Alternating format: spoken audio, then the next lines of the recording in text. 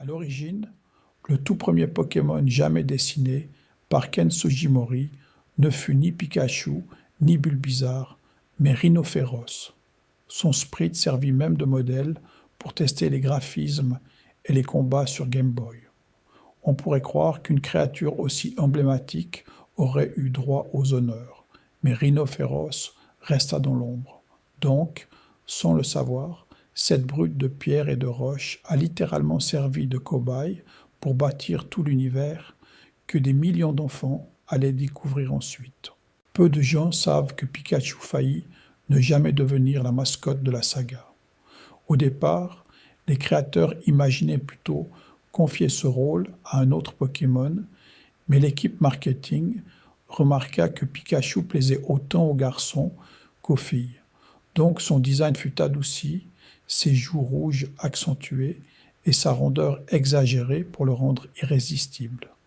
Son nom mêle deux onomatopées japonaises, Pika, l'étincelle, et Chu, le couinement de la souris, une mascotte née d'un calcul minutieux. Fait curieux, Kulbutoke s'inspire directement d'un humoriste japonais célèbre. Sa posture, ses bras toujours collés au corps et son habitude de répéter son propre nom évoquent le comédien Sanpei Hayashiya, connu pour une gestuelle très particulière.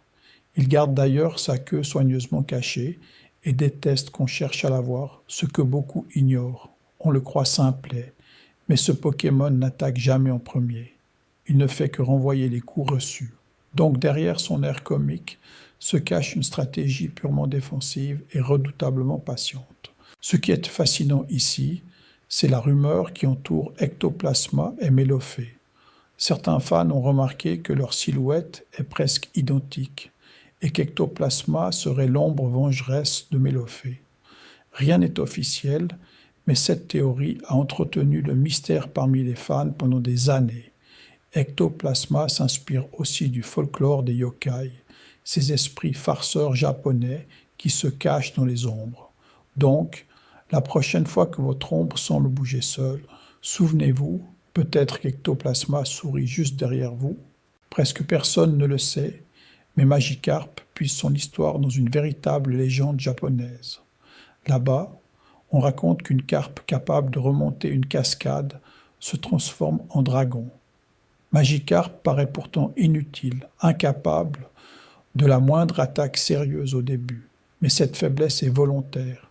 Elle rend son évolution en Léviator d'autant plus spectaculaire. Donc ce poisson ridicule devient l'un des monstres les plus puissants, illustrant à merveille l'idée que la patience finit toujours par être récompensée. Un détail surprenant concerne Métamorphe et sa fameuse théorie. De nombreux fans pensent qu'il s'agit en réalité d'un Mew raté, créé lors d'expériences. Les deux partagent la même couleur rose, le même poids et la capacité d'apprendre Morphing. Rien d'officiel, mais la coïncidence est troublante. Métamorphe peut copier n'importe quel Pokémon, mais il garde toujours ses petits yeux ronds, trahissant sa supercherie. Donc même déguisé en monstre terrifiant, ce blob malicieux ne parvient jamais vraiment à cacher sa véritable nature. Contre toute attente, M. Mime n'est pas vraiment un homme malgré son nom. Dans les jeux, il peut être mâle ou femelle, ce qui a longtemps semé la confusion. Son concept vient de l'art du mime français et japonais, capable de créer des murs invisibles avec ses mains. Ces parois deviennent de véritables barrières en combat, bloquant les attaques. Donc ce Pokémon mêle poésie du spectacle et mécanique de jeu, transformant un simple geste théâtral en stratégie défensive étonnamment efficace sur le terrain. Dans les coulisses, Ronflex aurait été inspiré par un véritable développeur de Game Freak, Koji Nishino, réputé pour son grand appétit et son amour du sommeil. Ce Pokémon massif passe ses journées à dormir et bloque souvent les routes des jeux, forçant le joueur à le réveiller avec une flûte spéciale. On pourrait croire à un simple obstacle, mais c'est aussi un clin d'œil affectueux entre collègues. Donc derrière ce géant assoupi se cache l'hommage discret à un membre de l'équipe. Peu de gens savent qu'Arcanin porte officiellement la mention Pokémon légendaire dans son Pokédex, et ce depuis ses toutes premières apparitions jusqu'à aujourd'hui. On raconte qu'il aurait autrefois été envisagé comme un véritable Pokémon légendaire, vestige supposé d'un projet abandonné. Son design s'inspire du Shiza, ces lions gardiens du folklore japonais, et du conte chinois du chien céleste. Une théorie veut que les développeurs aient prévu une famille de bêtes légendaires plus vaste, mais que le temps leur ait manqué. Ainsi, Arcanin garde encore aujourd'hui ce titre honorifique, témoin silencieux d'une grandeur qu'on lui avait peut-être promise au tout début. Fait curieux, Liputu a connu l'une des plus grandes controverses de la saga. Sa peau noire d'origine et ses grosses lèvres furent perçues comme une caricature offensante à l'étranger. Donc les développeurs ont discrètement changé sa couleur en violet dans les versions suivantes. Selon une théorie souvent évoquée par les fans, son concept se serait inspiré de la Yama-Uba, une sorcière des montagnes du folklore japonais, et des adolescentes au maquillage extravagant de la mode Ganguro, même si cette origine n'a jamais été confirmée par ses créateurs. Une possible création culturelle mal comprise dont la controverse poussa malgré tout le studio à revoir sa copie. Un détail surprenant, Voltorb ressemble étrangement aux Pokéballs que l'on trouve dans le jeu. L'origine de cette similitude reste un mystère. Selon le lore, ce Pokémon serait apparu là où l'on fabriquait justement ces fameuses sphères, comme si l'objet avait pris vie. On le confond souvent avec une Pokéball au sol, mais ramasser le mauvais objet déclenche son explosion. Donc, ce piège ambulant joue avec les réflexes du joueur, transformant un simple ramassage en véritable danger électrique inattendu. Ce qui est fascinant ici, c'est le destin de Loclas dans l'univers Pokémon. Son Pokédex précise qu'il est en voie de disparition, victime d'une chasse excessive par les humains. Ce détail mélancolique en fait l'un des rares messages écologiques cachés de la saga. Très intelligent, il peut comprendre le langage humain et adore transporter les gens sur son dos à travers les flots. Donc derrière sa douceur se cache un avertissement discret sur la fragilité de la nature, glissé dès la première génération. Peu de gens savent que Dracofeu n'est pas un véritable dragon. Son apparence évoque pourtant les ailes et les flammes des légendes médiévales, mais dans les premiers jeux, il appartient au type feu et vol, jamais dragon. On raconte que Game Freak aurait voulu garder une progression cohérente depuis Salamèche et qu'un type dragon aurait déséquilibré la ligne. Ce n'est que bien plus tard, avec la méga évolution X, qu'il obtient enfin le type dragon, comme un clin d'œil tardif à ses fans déçus. Fait curieux, Bulbizarre porte sur le dos une graine qui pousse avec lui. Son nom international, Bulbasaur, combine les mots évoquant le bulbe et le dinosaure. Mais son design s'inspire surtout des grenouilles et des plantes grimpantes. Les concepteurs voulaient illustrer une symbiose parfaite entre l'animal et le végétal, donc la graine puise dans le corps du Pokémon pour grandir. À mesure qu'il évolue, la plante fleurit complètement, racontant en silence toute une histoire de croissance partagée. À l'origine, Evoli a été imaginé comme un Pokémon au génome instable. Son nom anglais vient du mot évolution, mais l'idée centrale était de proposer une créature capable de plusieurs destins. Les développeurs ont d'abord conçu 3 formes liées aux pierres élémentaires, donc chaque dresseur pouvait façonner son compagnon différemment. Ce concept a tellement séduit qu'il s'est étendu au fil des générations, faisant d'Evoli un véritable symbole de choix et de possibilités multiples. Ce qui est fascinant ici, c'est que Macogneur possède 4 bras parfaitement coordonnés. On pourrait croire que cela ralentit ses mouvements, mais le lore explique exactement l'inverse. Ces 4 bras frappent si vite qu'ils semblent invisibles, donc un seul Macogneur peut lancer des centaines de coups en quelques secondes. Son inspiration vient des lutteurs et des divinités à bras multiples, des mythologies asiatiques, ce qui renforce cette image de puissance brute presque surnaturelle et disciplinée. Contre toute attente, Psycho Quack souffre en permanence d'un terrible mal de tête. Il a l'air totalement perdu, mais cette douleur n'est pas qu'un détail comique. Lorsque la migraine atteint son sommet, il libère sans le vouloir de puissants pouvoirs psychiques, donc il devient redoutable précisément quand il semble le plus faible. Les concepteurs ont voulu jouer sur ce contraste entre apparence ridicule et force cachée, ce qui en fait l'un des Pokémon les plus attachants de tous. Un détail surprenant, le cerveau d'Alakazam ne cesse jamais de grandir. Son quotient intellectuel dépasserait les 5000 selon le Pokédex, mais cette intelligence a un prix étrange. Sa tête devient si lourde qu'il doit utiliser ses pouvoirs psychiques pour soutenir son propre crâne. Donc sa force mentale lui sert d'abord à survivre. Il se souviendrait de tout depuis sa naissance, et les cuillères qu'il tient amplifient ses ondes, un hommage au célèbre tordeur de métal. Presque personne ne le sait, mais Ramolos met plusieurs secondes à ressentir la douleur. Sa lenteur légendaire n'est pas seulement un trait comique, elle façonne toute son évolution.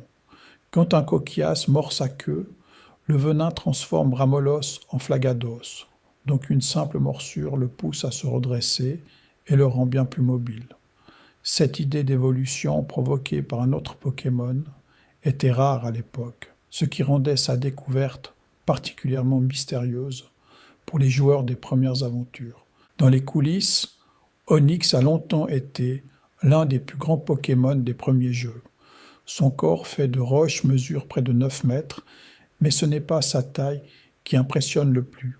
En creusant sous terre à grande vitesse, son corps se polit et durcit avec les années, donc les plus vieux Onix deviennent presque aussi lisses que du diamant. Sa silhouette évoque les serpents de pierre des légendes, gardiens silencieux des profondeurs souterraines. Fait curieux, le crâne que porte Ocellette est celui de sa propre mère disparue. Derrière son allure mignonne se cache l'une des histoires les plus tristes de tout l'univers Pokémon. Il pleure souvent la nuit en pensant à elle, mais ses larmes sèchent contre l'os, donc on aperçoit parfois des traces sur le crâne. Cette mélancolie inspire son surnom de Pokémon solitaire et son lien avec un célèbre fantôme du jeu rend son histoire encore plus bouleversante. Ce qui est assez fascinant ici, c'est que Dracolos est décrit comme un sauveur des mers. Sa silhouette massive pourrait faire peur, mais le Pokédex raconte tout l'inverse de sa réputation. On dit qu'il guide les marins perdus jusqu'au rivage et secourt les naufragés, donc derrière sa puissance se cache une nature profondément bienveillante. Capable de faire le tour du globe en 16 heures à peine, il vole au-dessus des océans, veillant discrètement sur ceux qui s'égarent. Un détail surprenant, Porygon est le tout premier Pokémon entièrement créé par l'homme. Conçu comme un programme informatique capable d'exister dans le monde numérique, il devait incarner le futur de la technologie. Pourtant, son nom reste associé à un incident d'animation resté tristement célèbre au Japon, mais l'erreur ne venait pas de lui directement.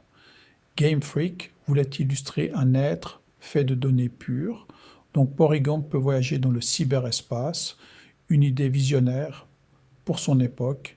À l'origine, Mewtwo est né d'expériences génétiques menées sur le mystérieux Mew. Les scientifiques voulaient créer le Pokémon le plus rare du monde, mais ils ont engendré une créature au cœur empli de colère. Privé d'empathie durant sa création, Mewtwo s'est révolté contre ceux qui l'avaient façonné, donc il incarne les dangers de jouer avec la vie. Son histoire, explorée dans le tout premier film, en a fait un symbole inoubliable de quête d'identité et de rédemption. Peu de gens savent que la silhouette d'un sécateur cache un hommage à la science. Son nom japonais, Strike, évoque la rapidité de ses lames, mais son design s'inspire directement de la menthe religieuse, un prédateur, qui frappe en une fraction de seconde. Les développeurs de Game Freak voulaient un Pokémon à la fois élégant et menaçant, donc ils ont allié couleurs vertes et faux tranchantes. Plus tard, un sécateur a même gagné des évolutions tardives, preuve que son potentiel intriguait encore les concepteurs des années après sa création. Fait curieux, Fenard ne doit pas son existence au hasard, mais à une légende japonaise très ancienne. Au Japon, le kitsune, à 9 queues, est un renard mythique doté d'une grande sagesse et d'une longévité extraordinaire. Game Freak a repris cette croyance, donc le Pokédex affirme que Fenard peut vivre 1000 ans. Sa malédiction supposée, capable d'hanter celui qui touche ses queues, vient aussi du folklore. Derrière ce renard doré se cache donc tout un pan de la culture spirituelle japonaise, soigneusement glissé dans le jeu. À l'origine, Léviator raconte une morale chinoise discrète mais profonde. La légende du poisson qui remonte la cascade et se transforme en dragon traverse toute l'Asie de l'Est. Le frêle Magikarpe, raillé pour sa faiblesse, semble inutile, mais sa patience est récompensée par une métamorphose spectaculaire en serpent de mer redouté. Game Freak a transformé ce conte en mécanique de jeu, donc seuls les dresseurs persévérants découvrent cette puissance cachée. Léviator devient ainsi une leçon, la persévérance change parfois tout, même un poisson moqué. Ce qui est assez fascinant ici, c'est l'origine méconnue de la chaîne des spectres. Les concepteurs voulaient un Pokémon de type fantôme inspiré des feux follets et des âmes errantes du folklore japonais. Spectrum, créature gazeuse pourvue d'une tête flottante et de mains détachées, paraît presque enfantin, mais sa langue de gaz peut ôter la vie d'un simple coup de lèche glaçant, selon le Pokédex. On raconte que l'idée jouait sur la peur enfantine du noir, ce qui expliquerait un design volontairement minimaliste et inquiétant. Cette simplicité explique pourquoi ses mains détachées marquent durablement l'imaginaire des joueurs. Contre toute attente, Excelling a longtemps intrigué les fans par un possible lien avec le monde de la musique. Sa langue démesurée, longue de 2 mètres selon le Pokédex, en fait un Pokémon immédiatement reconnaissable. Certains fans pensaient qu'il était lié au groupe de rock célèbre pour son logo à la langue tirée, mais cette ressemblance reste une coïncidence amusante. Game Freak voulait surtout un Pokémon dont l'attaque principale passait par la langue, donc tout son corps s'organise autour de cet organe géant. Excelling prouve qu'un seul détail peut définir une créature entière. Dans les coulisses, une théorie persistante lie Métamorphe à un autre Pokémon insaisissable. Les deux partagent le même poids, la même couleur rosée et la capacité unique de se transformer en n'importe quoi. Cette ressemblance a nourri l'idée que Métamorphe serait une expérience ratée du clonage tenté par Game Freak dans le lore. Rien ne le confirme officiellement, mais les indices semblent trop nombreux pour être innocents. Cette légende montre comment de simples données chiffrées peuvent faire naître des histoires entières dans la communauté des joueurs. Un détail surprenant, Kabutops semblait de la passion de ses créateurs pour la paléontologie. Ce Pokémon s'inspire d'anciens arthropodes marins, dont les trilobites et l'anomalocaris, disparus il y a des centaines de millions d'années. Pour renforcer l'idée d'un être ancien, le jeu impose de le ressusciter à partir d'un fossile, donc on ne le rencontre jamais à l'état naturel. Cette mécanique transforme le joueur en véritable paléontologue. Kabutops rappelle ainsi que Pokémon mêle aussi science réelle et imaginaire, glissant un fragment d'histoire de la Terre dans ses cartouches. Presque personne ne le sait, mais Kikli porte le nom d'une légende du cinéma. Son nom anglais rend hommage à Bruce Lee, maître des arts martiaux, tandis que son cousin évoque un autre acteur célèbre pour ses combats. Game Freak voulait 2 Pokémon spécialisés, donc l'un se concentre uniquement sur les coups de pied étirables et l'autre sur les poings. Cette division reflète les styles de combat asiatiques que les concepteurs admiraient. Derrière ce lutteur extensible se cache donc un véritable clin d'œil au cinéma d'action des années 70. Fait curieux, qu'un artichaut vient tout droit d'un proverbe japonais savoureux. L'expression « un canard qui apporte des oignons verts » désigne une chose trop belle pour être vraie, presque une aubaine servie sur un plateau. Game Freak a pris cette image au pied de la lettre, donc le Pokémon tient en permanence un poireau dans ses ailes. Sa rareté dans les jeux renforce cette idée de trouvaille précieuse. Canartichaud est ainsi l'un des rares Pokémon dont l'existence entière repose sur un simple jeu de mots culturel. Loin d'être un secret, Tauros fut très tôt une référence des compétiteurs.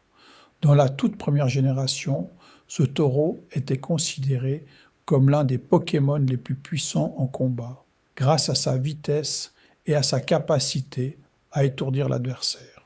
Malgré son apparence banale, les joueurs expérimentés en faisaient une arme redoutable et il s'imposait parmi les choix les plus prisés.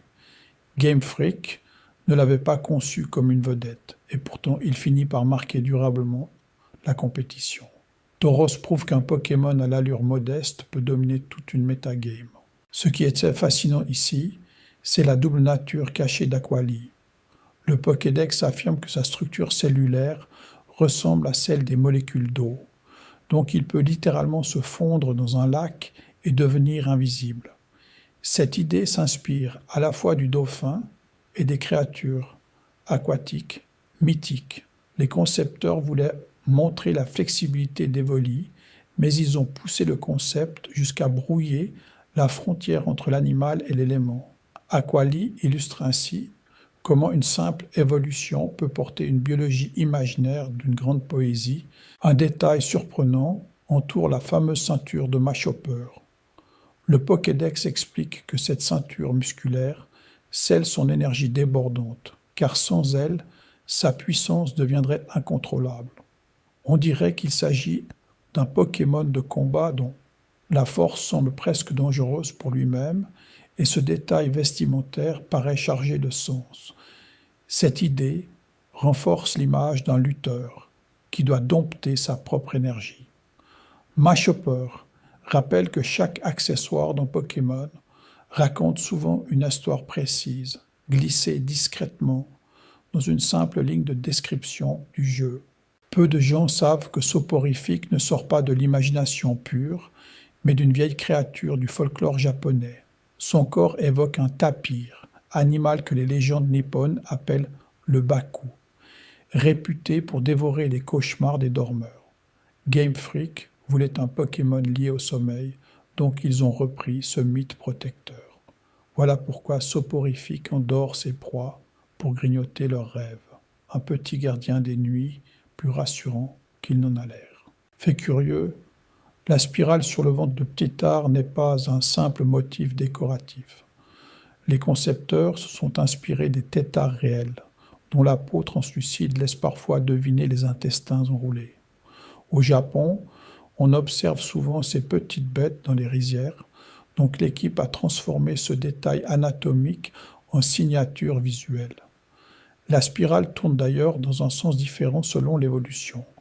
Un clin d'œil discret à la biologie, glissé dans un design tout doux. Dans les coulisses du premier jeu, Ossatueur cache l'une des histoires les plus tristes de la série. À l'avant-ville, un fantôme bloque votre route et il s'agit d'une mère Ossatueur tuée par la Team Rocket pour défendre son petit osselet. Vous ne pouvez avancer qu'après l'avoir apaisé. Les développeurs voulaient un moment grave dans un jeu pour enfants, donc ils ont osé parler de deuil. Beaucoup de joueurs s'en souviennent encore, des années plus tard. Presque personne ne le sait, mais Mew n'était même pas censé exister dans le jeu final. Le programmeur Shigeki Morimoto l'a ajouté en secret, dans l'espace mémoire libéré, après le retrait des outils de débogage, juste avant la sortie. Officiellement, il n'était pas obtenable par les joueurs de l'époque, donc sa présence est restée un mystère. Cette petite blague entre développeurs a déclenché une légende mondiale et des files d'attente dans les magasins japonais. Ce qui est fascinant ici, c'est la forme de Galar de Smogogo, coiffé de 2 chapeaux haute forme dignes de l'ère victorienne. Game Freak voulait un commentaire sur la pollution industrielle, donc ils ont imaginé un Pokémon qui aspire l'air toxique pour recracher de l'air pur. Ces cheminées rappellent les usines londoniennes du XIXe siècle. Derrière son look élégant se cache un message écologique sincère, un purificateur ambulant, né de l'âge du charbon. Contre toute attente, la forme d'Alola de noix de coco est devenue l'un des Pokémon les plus grands de toute la série. Son cou interminable s'étire jusqu'à près de 11 mètres, sous le soleil tropical des îles inspirées d'Hawaï. Les développeurs trouvaient le climat ensoleillé, propice à une croissance démesurée, donc ils ont rallongé sa silhouette jusqu'à l'absurde. On lui a même ajouté un type dragon, une caricature de palmier fier de dominer tout le paysage. Un détail surprenant se cache dans la main d'Hypnomad, ce pendule qu'il balance sans cesse. Son design entier s'inspire des hypnotiseurs de spectacle, ceux qui endorment leur public d'un simple va-et-vient. Les créateurs voulaient un Pokémon psychique troublant, donc ils ont joué sur cette image inquiétante du manipulateur de rêves. Certaines fiches du Pokédex évoquent même des enfants disparus, ce qui renforce le malaise. Derrière son allure tranquille, Hypnomad reste l'un des plus dérangeants de la première génération. À l'origine, Kangourex a nourri l'une des théories les plus tenaces de la communauté. Comme il porte un bébé dans sa poche, des joueurs ont longtemps imaginé qu'Ocelot serait son petit, séparé de sa mère. La piste s'appuyait sur le crâne et la silhouette commune, mais Game Freak n'a jamais confirmé ce lien. Le studio a même laissé planer le doute pendant des années, une rumeur de cours d'école, devenue un véritable mythe du jeu vidéo. Peu de gens savent que l'Evenard fut longtemps le Pokémon le plus difficile à capturer du premier jeu. Son taux de fuite et sa rareté dans la zone safari en faisaient un trophée presque impossible. Mais l'effort valait la peine, car il offre une énorme quantité de points d'expérience. Les dresseurs malins en faisaient une machine à entraînement, un petit être porte-bonheur, aussi convoité qu'insaisissable dans les hautes herbes. Fait curieux, personne n'a jamais vraiment vu ce qui se cache sous les lianes bleues de Sakedneu. Les développeurs ont volontairement entouré son corps d'un fouillis de vrilles, laissant deviner seulement 2 yeux et 2 pieds. Le mystère faisait partie du concept, donc ils ont gardé son anatomie secrète durant des générations. Certaines fiches affirment que ces lianes repoussent dès qu'on les arrache. Un Pokémon plante entièrement bâti sur l'inconnu, qui invite l'imagination à combler les vides. Ce qui est fascinant ici, c'est le rôle de Perchant dans le dessin animé, où il devient le compagnon élégant de Giovanni, le chef de la Team Rocket. Là où d'autres méchants câlinent un chat blanc à la James Bond, Giovanni caresse ce félin racé sur ses genoux. Les scénaristes voulaient renforcer son image de parrain, donc ils lui ont donné cet animal de prestige. Le joyau rouge sur son front complète cette aura de luxe et de pouvoir. Un détail surprenant accompagne la naissance de Ponyta. Selon le Pokédex, le poulain naît si faible qu'il peine à tenir debout, mais en se cognant aux obstacles pour suivre sa mère, il renforce ses pattes à chaque chute. Ainsi, au fil de ses courses, cette fragilité initiale se transforme peu à peu en une véritable force. Ses flammes, elles, ondulent au rythme de sa crinière flamboyante, un petit cheval de feu façonné par sa propre persévérance. À l'origine, Mélofée devait être la mascotte officielle de la franchise bien avant Pikachu. Game Freak imaginait cette petite créature rose comme le visage du jeu, mais lors des tests auprès des enfants, c'est le rongeur électrique jaune qui séduisait davantage, plus simple à reconnaître et à colorier. Donc les studios ont changé de cap pour l'anime. Mélofée reste pourtant culte, avec ses liens à la lune et aux pierres tombées du ciel, un héritage discret mais bien réel. Peu de gens savent que Gupik s'inspire directement du kitsune, le renard mythique du folklore japonais réputé pour ses pouvoirs et ses multiples queues. Au départ, le petit renard n'en possède que 6, d'un orange flamboyant, mais en évoluant vers Fenard, il en gagne 9, exactement comme le légendaire Kyuubi. Donc derrière ce design mignon se cache une référence culturelle profonde liée aux esprits trompeurs et protecteurs. Un détail qui rend ce Pokémon bien plus riche qu'il n'y paraît. Fait curieux, Canino s'inspire à la fois du chien et du Komainu, ces statues de lion-chien qui gardent l'entrée des sanctuaires japonais. Sa fidélité légendaire en fait un compagnon parfait pour les dresseurs. Mais c'est aussi pour cela qu'on le retrouve souvent associé aux gardiens et aux forces de l'ordre dans l'univers. Donc son tempérament loyal n'est pas un hasard. Il découle d'une longue tradition culturelle où le chien protège les lieux sacrés contre les mauvais esprits. Ce qui est fascinant ici, c'est que Abra passe la quasi-totalité de son temps à dormir, jusqu'à 18 heures par jour. Cette torpeur n'est pas qu'esthétique, car même endormi, il se téléporte instinctivement pour fuir le danger, rendant sa capture redoutablement difficile dans les jeux. Donc beaucoup de joueurs ont arraché les cheveux face à ce Pokémon qui disparaît au premier tour. Son nom évoque la magie et son comportement reflète parfaitement cette idée d'un être à moitié présent, à moitié ailleurs. Un détail surprenant, Rakayu ressemble à s'y méprendre à un simple caillou posé au sol, ce qui n'est pas un hasard. Dans la nature des jeux, on raconte que des promeneurs s'asseyent dessus sans le remarquer, le confondant avec un rocher ordinaire. Mais dès qu'on le dérange, il déploie ses bras musclés et riposte. Donc, son design joue sur cette idée de camouflage parfait, transformant l'environnement lui-même en créature vivante. Une trouvaille simple, mais terriblement efficace dès la première génération. Presque personne ne le sait, mais Phantominus est composé à plus de 95% de gaz toxiques, selon le Pokédex. Cette nuée mortelle peut envelopper un adversaire et l'asphyxier en quelques secondes, mais un simple coup de vent suffit à disperser son corps fragile. Donc sa puissance et sa vulnérabilité tiennent à la même cause, sa nature gazeuse.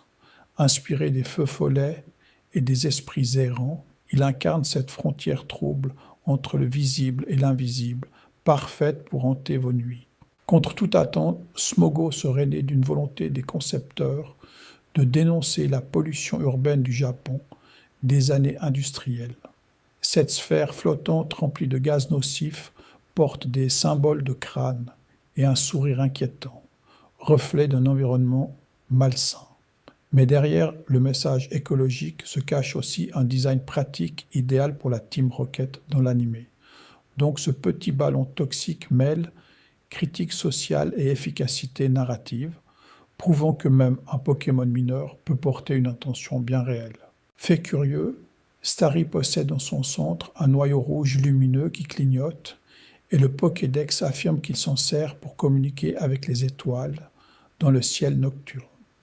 Cette étoile de mer vivante peut régénérer ses membres si on les coupe, tant que ce noyau reste intact. Donc sa survie dépend entièrement de ce joyau central, inspiré des véritables étoiles de mer capables de se reconstituer. Il transforme un fait biologique réel en une créature, à la fois fragile et presque immortelle. Dans les coulisses, Magnéti illustre une décision audacieuse de Game Freak, créer un Pokémon magnétique à la nature énigmatique dès la première génération. Il flotte grâce à l'antigravité, tout en générant lui-même l'électricité de son corps. On raconte que s'il venait à en manquer, il tomberait simplement au sol, incapable de bouger. Une idée qui suggère que son existence dépendrait d'un équilibre énergétique constant. Plus tard, il a même gagné le type acier, devenant un symbole de l'évolution mécanique des jeux. Un être minéral et électrique qui annonçait déjà la diversité à venir de la saga. Un détail surprenant, la coquille de Crustabris serait extrêmement dure, selon le Pokédex, capable de résister à une bombe sans la moindre fissure. Pourtant, l'intérieur reste mou et vulnérable, car c'est là que se cache son véritable corps. Donc toute sa stratégie de survie repose sur le fait de ne jamais s'ouvrir face à un ennemi. Inspiré des huîtres et des coquillages bardés de pointes, il incarne l'idée d'une forteresse vivante, impénétrable, mais fragile au cœur. Peu de gens savent qu'Electrode est surnommé la bombe roulante, car il stocke tellement d'électricité qu'il peut exploser à la moindre stimulation. Sa face inversée par rapport à Voltorb n'est pas qu'un détail visuel, elle souligne son instabilité grandissante.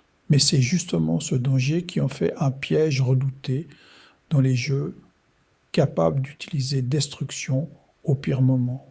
Donc derrière son sourire naïf se cache une menace explosive, un Pokémon dont la simplicité graphique cache une véritable identité de farceur-destructeur. Ce qui est fascinant ici, c'est que Otaria possède une corne sur le crâne dont il se sert pour briser la glace et nager dans les eaux les plus froides. Le Pokédex précise qu'il adore les températures glaciales, là où d'autres créatures gèleraient sur place. Cette corne très dure lui permet aussi de fendre la banquise épaisse pour se frayer un passage. Donc un simple appendice devient un outil de survie complet. Inspiré des phoques et lions de mer, il rappelle combien l'adaptation au froid façonne des designs cohérents et crédibles. Peu de gens savent que Meowth s'inspire directement du Maneki-Neko, ce chat porte-bonheur japonais qu'on place à l'entrée des boutiques.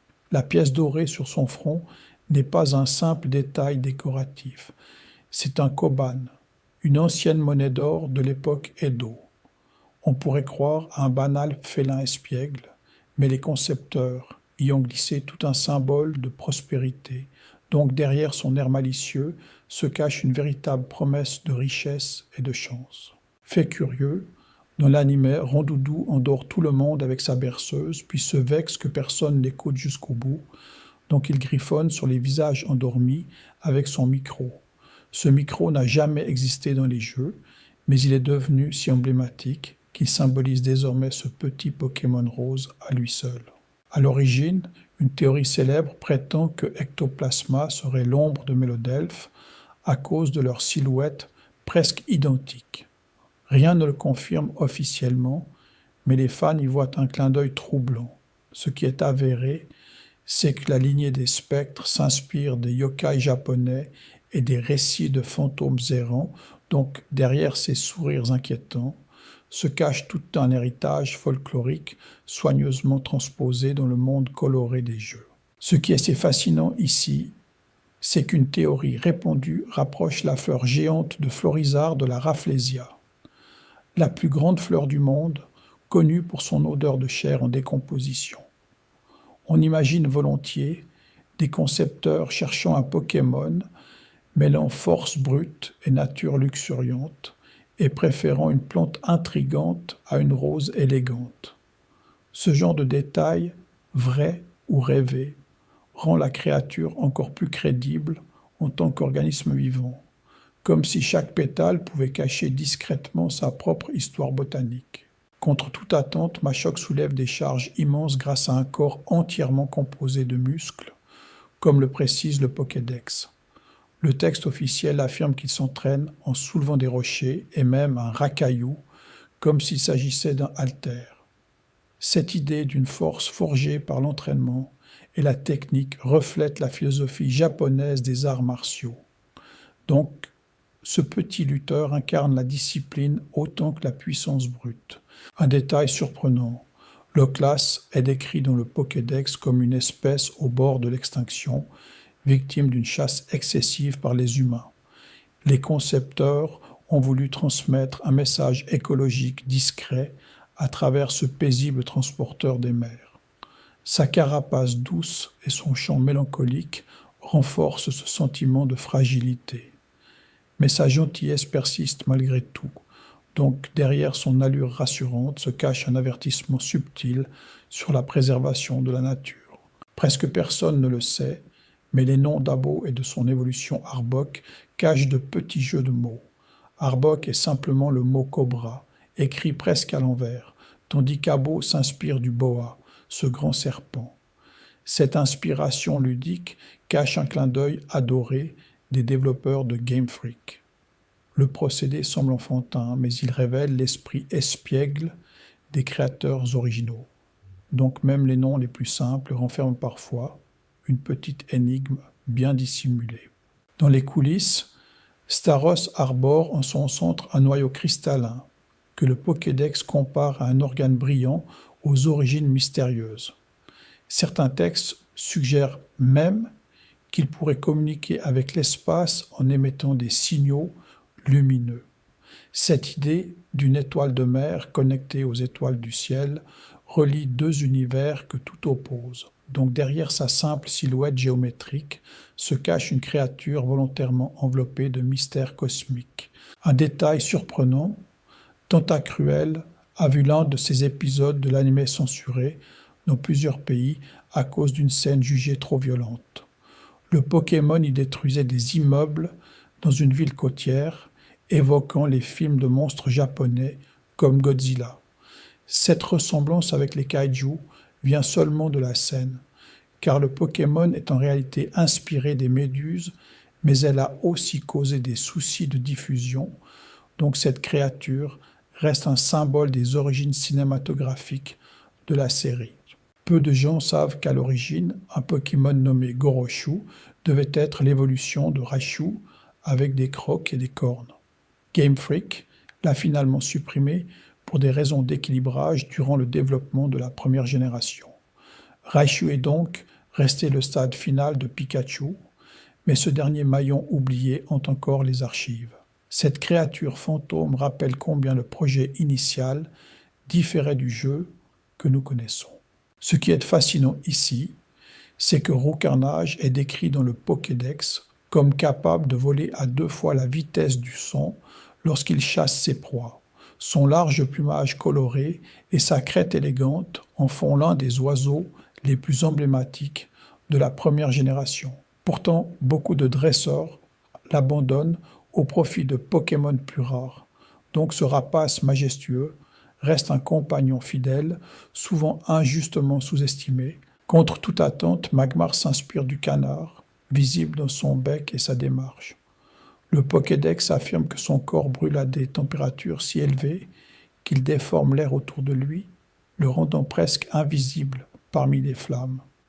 Les concepteurs voulaient une créature née des volcans, mais ils lui ont donné une silhouette étrangement reptilienne, donc Magmar reste l'un des designs les plus singuliers de sa génération.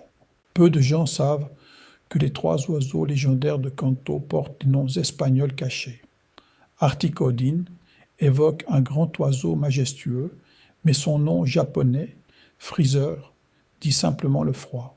En anglais, son nom mêle le mot espagnol pour un, uno, à l'idée de glace, donc chaque oiseau correspond à un chiffre. Articodin, c'est le numéro 1, le premier d'un trio gelé.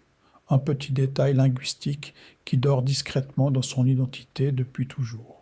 Fait curieux, Elector poursuit la logique secrète de ses frères légendaires. Son nom anglais contient Dot, le mot espagnol pour deux, donc il est scié le second oiseau du trio. En japonais, on l'appelait Thunder, sans détour. Sa silhouette hérissée d'éclairs s'inspire des rocs et oiseaux tonnerres des mythologies, mais Game Freak y a glissé ce jeu de chiffres discrets. 3 oiseaux, 3 langues mélangées, et presque aucun joueur ne remarque cette numérotation cachée derrière leur nom majestueux. Ce qui est si fascinant ici, c'est que Sulfura complète enfin le conte caché des oiseaux. Son nom anglais finit par tres, le mot espagnol pour 3, donc il ferme le trio après Uno et Do. Son design évoque clairement le phénix, oiseau de feu renaissant de ses cendres. En japonais, on le nommait Fire, tout simplement, mais les traducteurs ont préféré ce jeu de chiffres élégant. 1, 2, 3, glace, foudre, flamme, réunis dans une même mélodie discrète. À l'origine, Mini Draco fut surnommé le Pokémon Mirage dans son propre univers. Son entrée dit qu'on doutait longtemps de son existence, jusqu'à ce qu'une petite colonie soit découverte vivant dans les profondeurs. Cette idée n'est pas un hasard, mais un clin d'œil aux légendes de serpents marins jamais prouvés. Son design s'inspire des dragons d'eau asiatiques et de la mue des serpents, donc il grandit sans cesse. Un Pokémon construit autour du mystère et du doute, parfait pour rêver. Contre toute attente, Ptera ne descend pas d'un simple dinosaure, mais d'un reptile ressuscité depuis l'ambre. Dans les jeux, on le recrée à partir d'un vieil ambre fossilisé, ce qui rappelle l'idée de Jurassic Park, sorti peu avant. Sa silhouette mélange ptérosaure et créature de cauchemar, donc il garde une allure plus brutale que ses cousins préhistoriques, un prédateur des cieux anciens rendu à la vie par la science, planant tranquillement au-dessus de vos pensées endormies. Dans les coulisses, Amonita s'inspire d'un animal réel disparu il y a des millions d'années. Sa coquille spiralée copie celle des ammonites, ces mollusques fossilisés qu'on trouve partout dans les roches anciennes. Game Freak a voulu un Pokémon que la science ramène à la vie, donc on le recrée depuis un fossile de coquille. Son nom japonais reprend même le mot ammonite, une vraie leçon de paléontologie glissée dans un jeu vidéo, douce et lointaine comme un souvenir océanique. Un détail surprenant, Kabuto existe presque tel quel dans le monde réel. Sa forme reprend la limule, ce vieil arthropode marin, surnommé crabe fer à cheval, vivant depuis des centaines de millions d'années. Son nom évoque aussi le casque des samouraïs japonais, le kabuto, donc deux références se rejoignent dans une seule créature. Ses yeux brillants sur son dos, comme chez l'animal vivant, un fossile qui n'a jamais vraiment disparu, glissant lentement sous les flots de votre imagination. Presque personne ne le sait, mais Pyroli cache une statistique étonnante derrière sa fourrure flamboyante. Il possède l'une des plus hautes attaques physiques de la première génération, dépassant même certains Pokémon réputés brutaux. Pourtant son banc de capacité l'empêchait longtemps d'en profiter, donc cette puissance restait gâchée pendant des années. Les fans en parlent encore comme d'un potentiel mal exploité, une braise endormie, énorme mais retenue, qui attendait patiemment que de nouveaux jeux lui offrent enfin de vraies flammes. Ce qui est fascinant ici, c'est que les évolutions d'Evoli prouvaient une idée révolutionnaire pour l'époque. Un seul Pokémon pouvait emprunter plusieurs chemins selon la pierre offerte. Donc Voltali naissait d'une pierre foudre. Cette mécanique de choix était rare en 1996 et fascinait les joueurs partageant leurs décisions à l'école. Sa fourrure hérissée se dresse comme des décharges, fidèle à son type électrique, un symbole vivant de la liberté, offerte aux dresseurs, étincelant doucement dans la nuit. Fait curieux, Doduo cache un paradoxe biologique dans sa description même. On dit que ces deux têtes pensent séparément, donc une reste toujours éveillée pendant que l'autre sommeille. Son design s'inspire de l'autruche, mais aussi du dodo disparu, cet oiseau incapable de voler. Lorsqu'il évolue en Dodrio, une troisième tête apparaît, symbolisant joie, tristesse et colère. Un oiseau bâti sur l'idée de vigilance perpétuelle, parfaite ironie pour une histoire censée vous accompagner doucement vers le sommeil. Peu de gens y prêtent attention, mais Nidoking fait partie des toutes premières créatures de l'histoire de Pokémon. Il figure parmi les 151 d'origine, présents dès les premiers jeux, sortis au Japon. On aurait pu attendre Pikachu ou un légendaire. Mais ce colosse violet, armé d'une corne, s'est imposé très tôt dans l'univers naissant. Son nom royal le distingue de la lignée femelle. Nidoqueen, donc Game Freak, séparait nettement les deux trônes.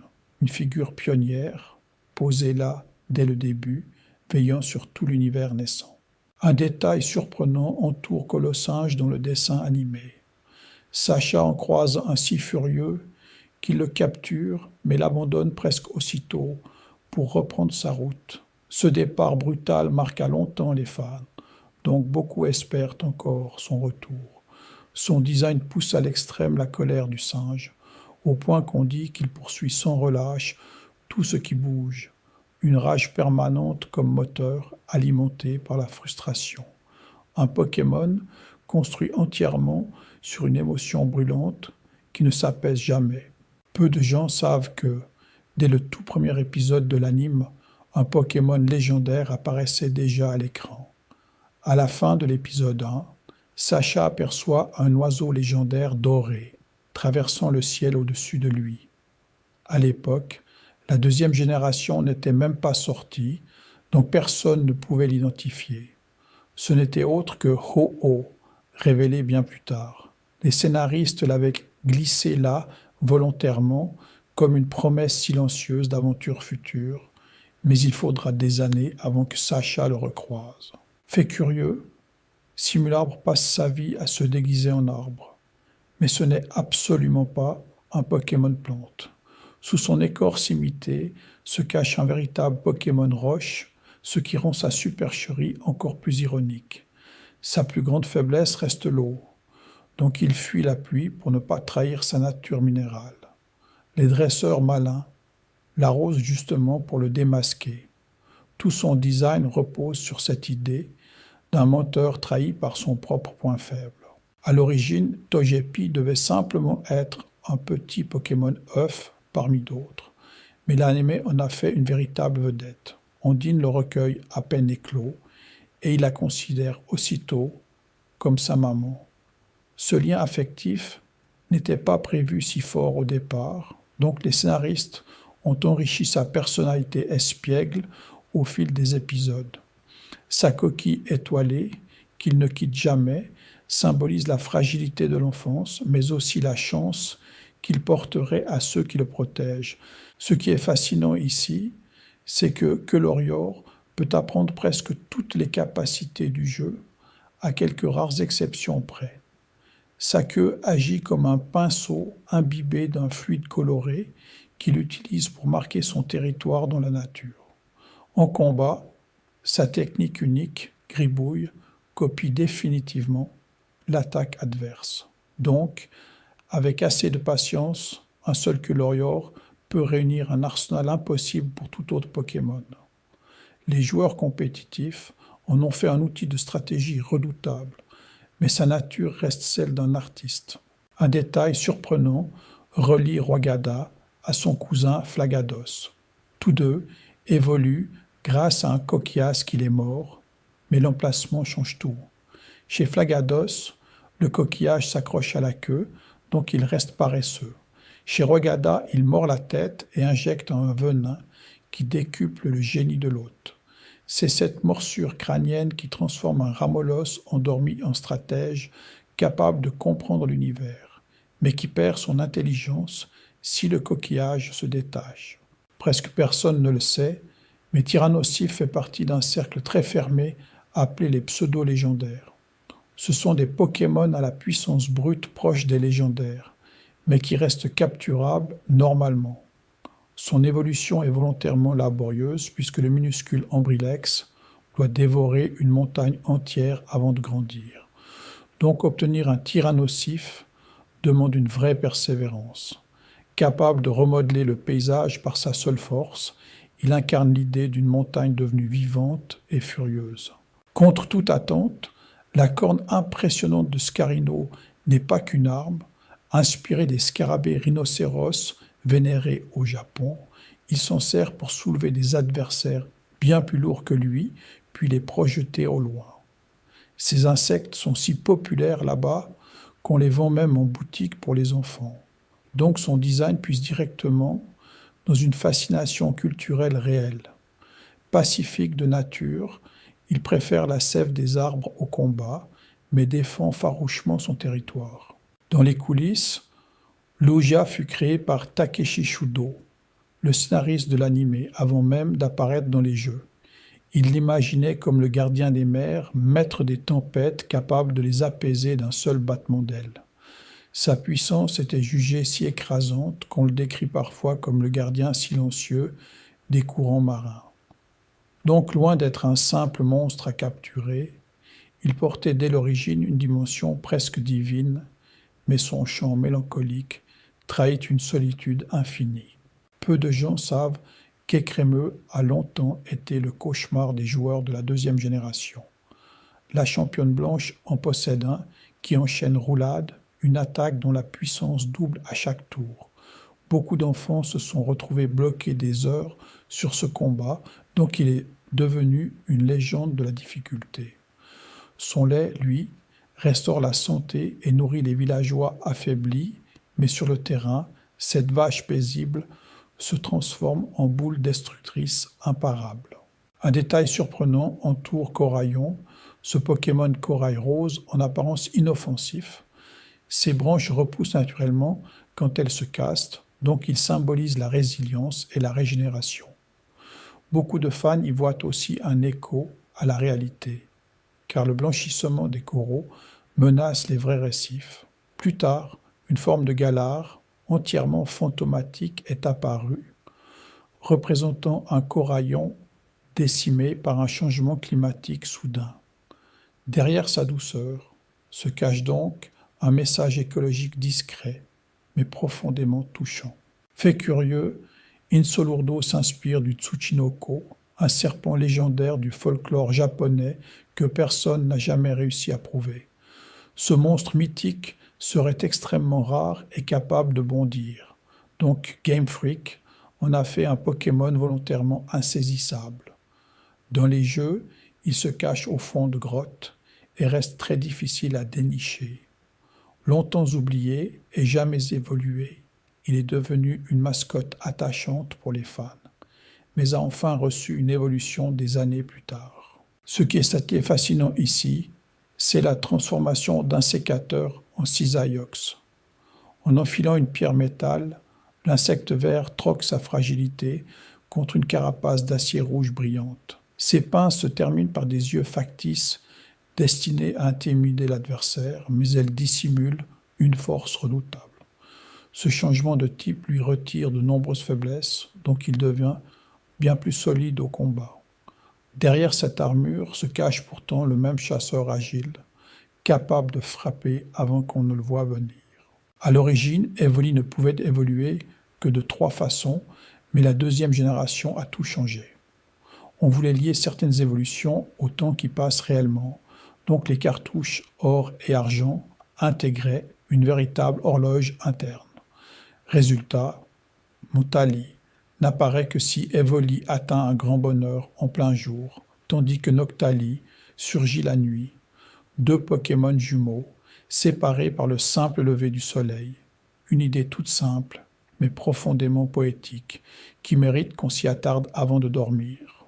Peu de gens savent que Faramp cache une histoire touchante dans Or et Argent. Sa queue brille comme un phare, ce n'est pas un hasard. À Oliville, le grand phare de la ville s'est éteint, car le Faran, surnommé Lumi, qui l'alimentait, est tombé malade. Vous ne pouvez pas défier la reine avant d'avoir traversé le phare pour le soigner. La championne veille elle-même sur lui.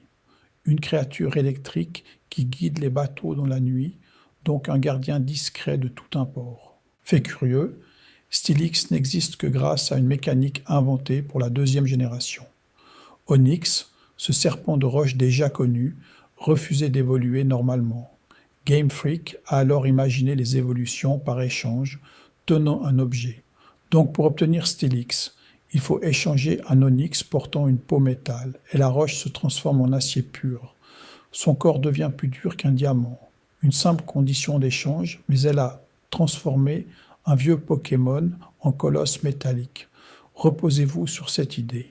Un détail surprenant entoure Pichou, ce bébé apparu en 2e génération. Avec l'arrivée de l'élevage et des œufs, les créateurs voulaient des préévolutions adorables. Pichou ne maîtrise pas encore son électricité, donc il s'électrocute parfois lui-même quand il est surpris ou trop joyeux. Ses joues sont si petites qu'il ne peut stocker qu'une faible charge. C'est cette fragilité qui le rend attachant, mais aussi un défi à entraîner. Un Pikachu miniature qui apprend tout juste à dompter la foudre. Doux, non. Ce qui est fascinant ici, c'est qu'Ermure est entièrement bâti comme une armure vivante. Son corps d'acier semble dur et lourd, mais ses ailes restent étonnamment légères et tranchantes comme des lames. Selon le folklore du jeu, les guerriers d'autrefois récupéraient ces plumes tombées pour forger épées et couteaux. Il vole pourtant à plus de 300 km/h, malgré sa carapace métallique. Un oiseau qui ressemble à un chevalier en armure, donc un parfait mélange de légendes médiévales et de nature. Laissez-le planer dans vos rêves.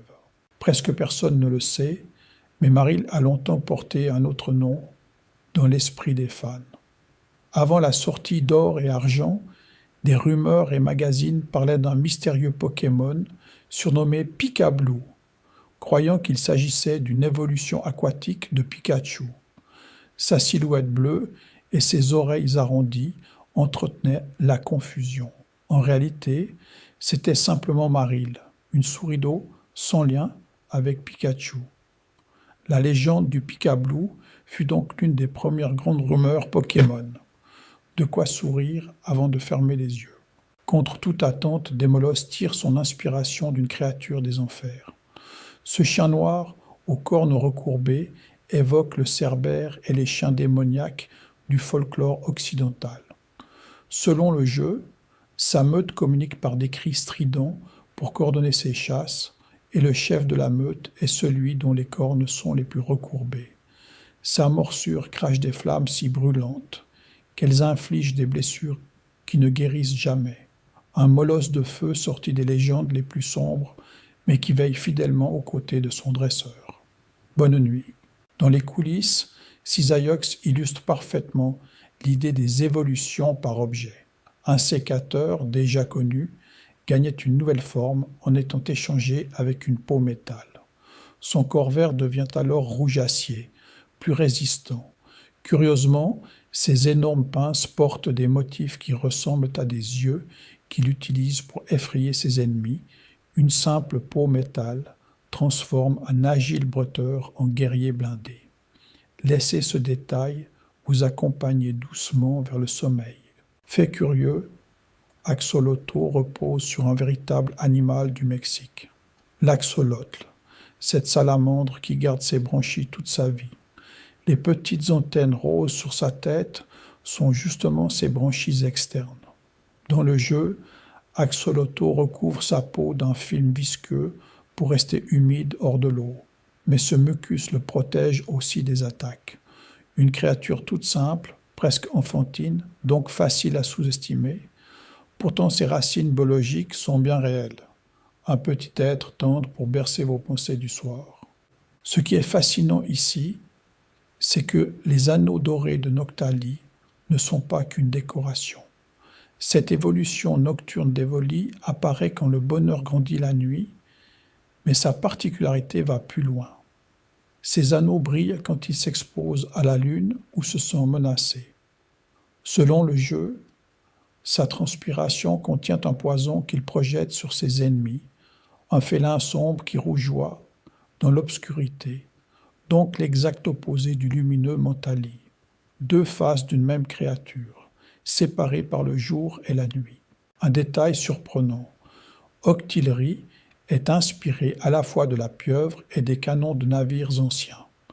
Son évolution depuis Rémored étonne, car le petit poisson ressemblant à un pistolet se métamorphose en céphalopode rouge. Octillerie aime se cacher dans les trous de rochers pour surprendre ses proies, mais quand il n'en trouve pas, il chasse celui d'un congénère.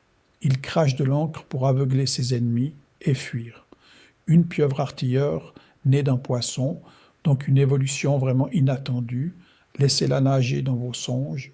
Presque personne ne le sait, mais d'enfant eut l'honneur d'ouvrir le tout premier film Pokémon. Avant même l'apparition de Mewtwo, c'est un Donphan qui s'affronte dans le combat d'ouverture du film. Pourtant, ce Pokémon de deuxième génération n'existait pas encore, officiellement à l'époque, donc il offrit aux spectateurs un avant-goût des nouvelles créatures. Il se roule en boule pour foncer comme un pneu sur ses ennemis. Un éléphant blindé, apparu en avance sur son temps. Une belle anecdote pour terminer ce voyage paisible. Peu de gens savent que Watwa, ce petit mouton électrique tout doux, cache une référence très geek dans son nom anglais. On pourrait croire à un simple jeu de mots agricoles, mais on raconte que son nom mêlerait mar et sheep pour évoquer un mouton presque irréel. Beaucoup y voient un clin d'œil au roman « Les androïdes rêvent-ils » de moutons électriques. Sa laine accumule l'électricité statique donc on évite de le câliner les soirs d'orage. Doucement, fermez les yeux. Fait curieux à propos de Karatroc, cette petite créature jaune coincée dans sa carapace rouge. On le sous-estime souvent à cause de son allure paresseuse, mais il détient un record impressionnant. La plus haute défense de tout le jeu, atteignant des sommets que personne d'autre n'égale. Il stocke aussi des baies à l'intérieur de son corps, donc elles fermentent lentement et se transforment en jus nourrissant. Un gardien minuscule, presque immobile, mais incroyablement résistant. Laissez vos paupières s'alourdir tranquillement. À l'origine, Succune n'était qu'un des 3 félins légendaires nés d'un incendie de Touraï Corsia. Mais c'est lui que Game Freak a choisi pour orner la boîte de Pokémon Crystal, la version définitive de la 2e génération. On le présente comme l'incarnation du vent du Nord, capable de purifier l'eau, souillée d'un simple passage. Sa quête perpétuelle consiste à voyager pour nettoyer les sources, donc il ne reste jamais immobile bien longtemps. Respirez calmement, le sommeil approche. Ce qui est fascinant ici, c'est la manière dont Hipporoy rejoint le club très fermé des dragons. Son prévolution, Hippocéon, ressemble à un simple hippocampe inoffensif, mais il refuse d'évoluer naturellement. Il faut lui faire tenir une écaille Draco, un objet rare, pendant un échange entre dresseurs. Donc beaucoup de joueurs sont passés à côté sans le savoir. On raconte qu'il vit dans des fosses si profondes que ses bâillements provoquent des tourbillons. Laissez-vous porter par ces eaux tranquilles. Contre toute attente, Caduizo s'inspire directement du Père Noël avec sa silhouette rouge et son sac débordant. Cet oiseau partage volontiers sa nourriture avec les voyageurs perdus dans la neige, un geste de générosité rare chez les Pokémon. Mais ce qui le rend unique, c'est qu'il fut longtemps le seul à maîtriser la capacité cadeau, qui peut soigner l'adversaire ou lui infliger des dégâts au hasard. Un esprit de fête imprévisible, donc toujours surprenant. Endormez-vous sur cette douce image hivernale. Dans les coulisses de la 2e génération, les développeurs avaient annoncé 250 Pokémon. Mais ils en ont caché un tout dernier, numéroté 251, gardé secret jusqu'au bout, Celebi. Cet esprit végétal voyage à travers le temps, faisant refleurir les forêts par sa simple présence. Impossible à obtenir normalement dans le jeu, donc il fallait participer à des distributions spéciales pour espérer le rencontrer. Une légende discrète, presque un secret partagé. Glissez doucement vers le sommeil. Un détail surprenant à propos de l'euphorie, cette créature rose toute ronde s'y associait au centre Pokémon. Sous son apparence maternelle se cache un véritable mur de soins. Elle possède l'un des plus gros réservoirs de points de vie de tout le jeu, ce qui la rend redoutablement endurante. On dit qu'elle ressent la tristesse des autres, donc elle distribue ses œufs nourrissants pour réconforter les malades. Mangez l'un d'eux, apaise les cœurs les plus lourds. Laissez le calme vous envelopper. Presque personne ne le sait, mais Tarpo rompt la chaîne d'évolution classique des Têtards. Tétart pouvait déjà devenir Tartare, une voie connue de tous, mais une seconde possibilité existe, bien plus discrète. Il faut lui faire tenir une roche royale, puis l'échanger pour révéler ce crapaud vert au chant joyeux. Le tourbillon sur son ventre s'enroule à l'inverse de ses cousins. Et par son chant, il sert même de chef d'orchestre aux Pokémon aquatiques. Un détail charmant, comme une berceuse pour s'endormir. Fait curieux sur Serfrousse, ce cervidé élégant au bois étrangement courbé. Au premier regard, on admire simplement sa ramure, mais on raconte que celle-ci cache un pouvoir troublant. Selon une légende, les sphères noires au creux de ses cornes déformeraient l'air autour d'elle, créant des mirages capables de faire perdre l'équilibre à quiconque les fixe trop longtemps. Certains fans imaginent ce phénomène comme une véritable hallucination, alors on évite de croiser son regard trop fixement, une magie discrète et envoûtante. Laissez vos pensées se brouiller doucement. Ce qui est fascinant ici, c'est la double nature de Farfurek à la fois glace et ténèbres. Ce félin rusé arbore des griffes rétractables qu'il dissimule jusqu'au dernier moment, mais sa vraie spécialité est le vol d'œufs. Il profite des moments d'inattention des Pokémon parents pour dérober tranquillement les œufs laissés sans surveillance. Cette intelligence sournoise en fait l'un des chasseurs les plus malins de Johto. Une ombre vive dans la nuit, apaisez votre respiration. Un détail surprenant se cache dans le nom même de Girafarig, cette girafe à la queue dotée d'une seconde tête. Si vous le lisez à l'envers, il reste exactement identique. C'est un véritable palindrome, soigneusement conçu par Game Freak. Ce symbole reflète parfaitement son corps, comme un miroir entre l'avant et l'arrière. Sa petite tête postérieure mord les ennemis qui s'approchent par surprise, donc rien n'échappe à sa vigilance. Une création maligne et symétrique. Laissez cette pensée vous bercer doucement. Presque personne ne le remarque, mais le nom anglais d'alligator cache une curiosité orthographique. Au lieu d'écrire alligator correctement, Game Freak a volontairement supprimé une lettre pour tenir dans la limite stricte de caractère des jeux de l'époque. Ce crocodile bleu massif possède une mâchoire si puissante qu'il broie tout ce qu'il saisit, donc ses proies n'ont aucune chance de s'échapper. Dernière évolution du starter aquatique de Johto, il impose un respect tranquille. Fermez les yeux et reposez-vous. Peu de gens savent que les Arbis sont directement inspirés de notre alphabet. Chaque individu correspond à une lettre. Donc, les développeurs en ont d'abord dessiné 26, une forme par lettre latine. Mais ils ne se sont pas arrêtés là, puisqu'ils ont ajouté plus tard un point d'interrogation et un point d'exclamation, portant le total à 28. Cette idée transforme une simple créature en véritable système d'écriture mystérieux gravé sur les murs des ruines, attendant patiemment d'être déchiffré par les dresseurs curieux. Fait curieux, Nosferatu occupe une place unique dans l'histoire des évolutions. Quand Nosferapti et Nosferalto existaient déjà depuis la première génération, les studios ont voulu prolonger cette lignée, mais sans la rendre trop facile à obtenir. Ils ont donc choisi le bonheur comme condition, faisant de Nosferatu l'une des toutes premières évolutions liées à l'amitié plutôt qu'au niveau. Résultat, ce Pokémon à 4 ailes ne se mérite qu'en prenant soin de son compagnon, récompensant la patience du dresseur attentif. Presque personne ne le sait, mais l'un des moments les plus émouvants du dessin animé concerne un Papillusion. Sacha avait capturé cette créature dès l'un des tout premiers épisodes sous forme de Shenipan, donc elle l'accompagnait depuis le début de l'aventure. Mais lors de la saison de la migration, le héros décide de le libérer pour qu'il rejoigne une partenaire. Cet adieu déchirant, ponctué d'un simple « au revoir », reste pour beaucoup de spectateurs la scène la plus bouleversante de toute la série. Un détail surprenant se cache dans la fiche du Pokédex de Volcaropod.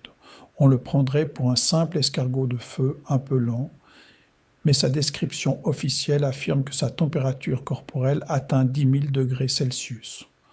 Or, la surface du Soleil avoisine seulement 6 000 degrés, donc ce petit gastéropode serait, sur le papier, plus brûlant que notre propre étoile.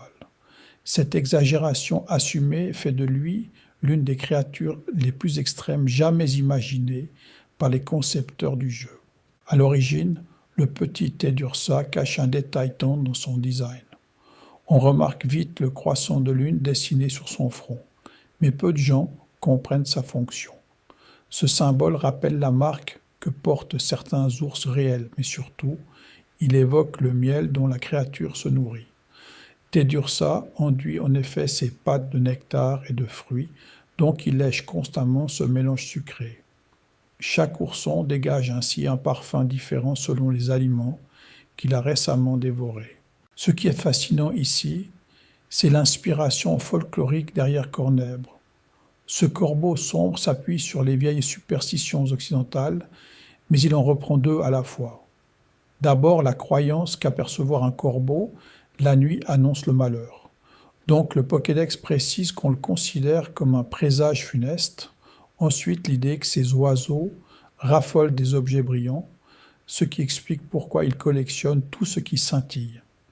Game Freak a ainsi condensé des siècles de légendes dans une seule silhouette inquiétante. Contre toute attente, le mignon Feu-Forêve s'inspire d'une figure terrifiante du folklore. Son apparence évoque un petit fantôme espiègle au collier de perles, mais son comportement trahit une origine bien plus sombre. Les concepteurs l'ont modelé sur la Banshee, cet esprit hurlant des légendes celtiques annonçant la mort. Feu-Forêve se nourrit d'ailleurs de la peur de ses victimes, donc il pousse des cris stridents pour les effrayer en pleine nuit. Derrière son sourire enfantin se cache donc un véritable prédateur nocturne. Dans les coulisses, le nom japonais de Kulbutoke cache un hommage inattendu. Il s'appelle Sonansu, qui imite l'expression d'un comique japonais célèbre, signifiant à peu près « c'est bien ça ». Les créateurs ont donc transformé une réplique d'humoriste en identité de Pokémon. Mais le clin d'œil va plus loin, car sa silhouette dressée et sa façon de toujours encaisser les coups évoquent ce personnage scénique. Kulbutoke est ainsi né d'une blague culturelle, devenue une créature qui ne riposte jamais la première. Un détail surprenant se niche dans le nom même de Girafarig. Si on l'écrit en français comme en anglais, on remarque qu'il se lit, pareil de gauche à droite et de droite à gauche. C'est un palindrome parfait, choisi volontairement par les concepteurs. Mais ce jeu de miroir n'est pas gratuit, car la créature possède une seconde tête à l'arrière, au bout de sa queue. Le nom reflète donc sa double nature, où l'avant et l'arrière se répondent comme dans un miroir. Peu de gens savent que le minuscule Karatroc détient un record absolu. Sous sa carapace rouge se cache la statistique défensive la plus haute de tout le jeu, dépassant tous les colosses cuirassés. Mais ce n'est pas tout, car en exploitant certaines attaques et objets, ce petit Pokémon peut atteindre la puissance la plus élevée jamais calculée dans la série. Derrière son apparence de peau inoffensif remplie de baies fermentées se cache donc, paradoxalement, l'un des combattants les plus extrêmes du Pokédex. Ce qui est si fascinant ici, c'est le rôle de Rwagada dans le deuxième film de la saga. Il y apparaît comme le gardien sage des îles, capable de comprendre le langage humain et de prophétiser, mais cette présence cache une particularité de design, car Rwagada n'est quand un coquillage particulier mord la tête de Ramolos. Ce coquillage, en injectant son venin, stimule son intelligence, donc l'éternel rêveur devient subitement un érudit posé et réfléchi, couronné par la coquille, devenu véritable chapeau royal. Contre toute attente, Simularbre n'a rien d'une plante malgré son allure d'arbuste. Il imite le bois pour échapper à ses prédateurs, mais son secret se trahit facilement. Comme il s'agit en réalité d'un Pokémon de type roche, il déteste l'eau et la fuit absolument. Donc, pour le distinguer d'un vrai végétal, il suffit de l'observer un jour de pluie, car il se cache aussitôt tandis que les arbres voisins restent immobiles. Ce camouflage imparfait fait tout le charme de cette curieuse imitation. À l'origine, Tortank ressemblait à une simple tortue inoffensive, mais Game Freak a voulu en faire une véritable forteresse vivante. Regardez bien sa carapace. Ces deux énormes canons hydrauliques ne sont pas qu'un détail esthétique. Ils peuvent projeter de l'eau avec une précision redoutable à grande distance. Il augmente même délibérément son poids pour encaisser le recul de ses tirs, des jets si puissants qu'ils sont capables de transpercer l'acier et même le béton épais. Un dragon d'eau déguisé en tortue paisible. Fait curieux, Hérissandre paraît timide et craintif, presque endormi en permanence, mais son dos cache un mécanisme de défense étonnant. De petites flammes jaillissent de sa nuque dès qu'il se sent menacé, donc plus il a peur, plus le feu s'intensifie pour intimider l'adversaire. Quand il est calme et fatigué, ces flammes faiblissent au contraire, jusqu'à presque s'éteindre. Son design s'inspire à la fois de la musaraigne et du porc-épic, 2 animaux discrets, mais redoutables, une fois acculés. Presque personne ne le sait, mais Ambrilex naît profondément sous terre, au cœur de la roche, loin de toute lumière.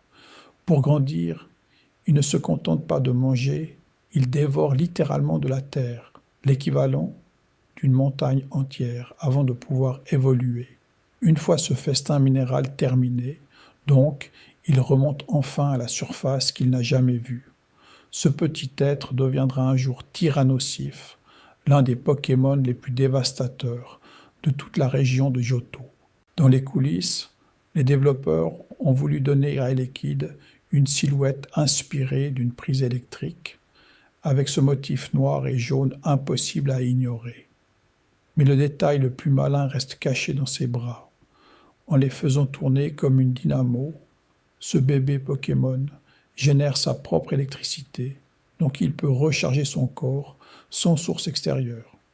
Lors des orages, il s'amuse même à attraper la foudre, transformant un danger mortel en simple terrain de jeu. Ce qui est assez fascinant ici, c'est que Demota ne voyage presque jamais seul dans les illustrations officielles. Observez l'étoile près de sa tête. Il s'agit souvent d'un rémorette accroché à son aileron, formant une alliance naturelle. Le petit poisson se fait transporter sans effort, mais en échange, il joue le rôle de canonnier en tirant des jets d'eau pour défendre les 2 partenaires. Cette symbiose s'inspire directement des vrais raies manta qui glissent dans l'océan accompagnés de poissons pilotes. Contre toute attente, Snubbull arbore un visage renfrogné et des crocs menaçants, mais ce museau écrasé n'effraie absolument pas tout le monde. Au Japon, il s'inspire des bulldogs et des petits chiens de compagnie chouchoutés par les familles. Beaucoup le trouvent attendrissant justement à cause de sa moue grognon, donc il est devenu très populaire auprès des dresseuses raffinées. Pire encore, sa grimace fait souvent fuir les Pokémon plus petits, ce qui rend même un peu triste ce gros bébé au fond pacifique. Un détail surprenant, la queue de Caphumain est plus utile que ses propres mains. Regardez bien son extrémité, elle se termine par une véritable main à 3 doigts, parfaitement préhensile. Ce petit singe vit au sommet des arbres, donc il utilise cette queue pour s'agripper aux branches et libérer ses pattes avant pour cueillir des fruits. À force de s'en servir, sa queue devient si habile que ses véritables mains finissent par perdre en dextérité. Une évolution comportementale étonnante. Peu de gens savent que Scorpan est un mélange improbable de 3 créatures, une chauve-souris, un scorpion et même une écrevisse. Il ne possède pas de vraies ailes pour battre l'air, mais une fine membrane tendue entre ses pattes. Du haut d'une falaise, il se laisse donc tomber et plane silencieusement vers sa proie. Une fois accroché à son visage, il referme ses pinces et plante son dard venimeux. Un chasseur nocturne qui transforme la gravité en arme. Fait curieux, malgré son apparence de petit éléphanteau bleu inoffensif, Phampi cache une force totalement disproportionnée. Il peut soulever un humain adulte sur son dos sans la moindre difficulté.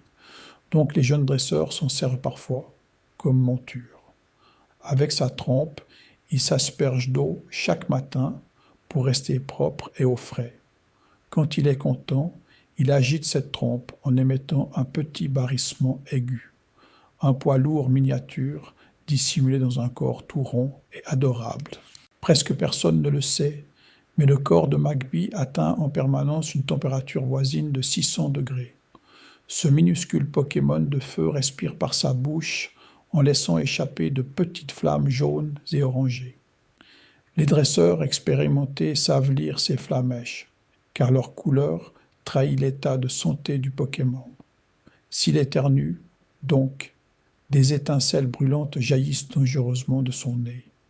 Avant de devenir le puissant Magmar, il reste cette braise vivante qu'il faut manipuler avec prudence. À l'origine, Germignon a été conçu comme le starter le plus doux et apaisant de la région de Johto. Cette grande feuille posée sur sa tête n'est pas qu'un ornement charmant. Elle dégage un parfum subtil qui calme l'atmosphère autour de lui.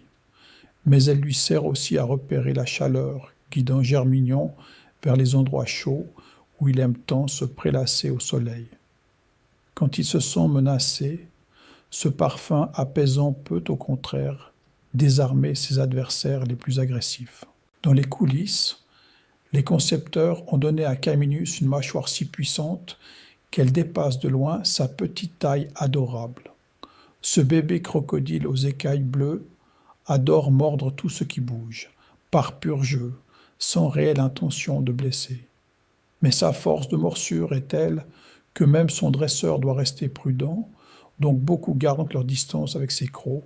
Espiègle et plein d'énergie, il deviendra un jour le redoutable alligator aux dents tranchantes comme des lames. Nous voilà au bout du voyage, après 100 secrets traversés ensemble à travers l'univers Pokémon, jusqu'à ce dernier passage auprès de Caminus. Merci d'avoir voyagé avec moi jusqu'ici. Le sommeil approche déjà tout doucement. Maintenant, laissez ces histoires vous bercer comme une vague tranquille. Faites de beaux rêves.